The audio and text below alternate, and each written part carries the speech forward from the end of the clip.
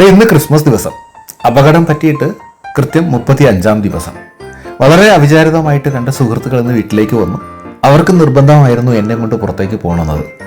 അങ്ങനെ 35 ദിവസങ്ങൾക്ക് ശേഷം ക്രിസ്മസ് രാത്രി പുറത്തേക്ക് ഇറങ്ങി ഞങ്ങൾ. പുറത്തേക്ക് ഇറങ്ങാൻ സാധിക്കില്ല എങ്കിലും കാറിനുള്ളിൽ ഇന്ന് തന്നെ പുറം ലോകം ഒന്ന് കണ്ടു കേട്ടോ. ആദ്യം ഞങ്ങൾ പോയത് വീട്ടിനടുത്ത് തന്നെയുള്ള കഴക്കൂട്ടം CSI ദേവാലയത്തിലെ അതിമനോഹരമായ ദീപാലങ്കാരം കാണാനാണ്. 2000-ലധികം നക്ഷത്രങ്ങളെ ഒരുമിച്ച് കാണാനുള്ള ഒരു അപൂർവ അവസരമാണ് ഇവിടെ ഒരുക്കിയിരിക്കുന്നത്. ഇത് എല്ലാ വർഷവും ഉള്ളതാട്ടോ. അതായത് ഓരോ വർഷവും തൊട്ടടുത്ത് വരുന്ന വർഷത്തിന് സമാനമായ എണ്ണം നക്ഷത്രങ്ങളാണ് ഇവിടെ ക്രമീകരിക്കുക. ഈ വർഷം 2026 ആണെങ്കിൽ അടുത്ത വർഷം അത് 2027 ആയിരിക്കും.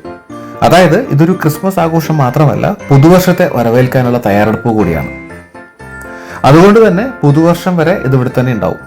വർണ്ണശബളമായ ഈ കാഴ്ച നേരിൽ കാണാൻ പല ഭാഗത്തു നിന്നും ആളുകൾ ഇവിടേക്ക് എത്താറുണ്ട്. അതുകൊണ്ട് തന്നെ ഇവിടെ ആകെ ഒരു ഉത്സവ പറമ്പിന്റെ പ്രതീതിയാണ്.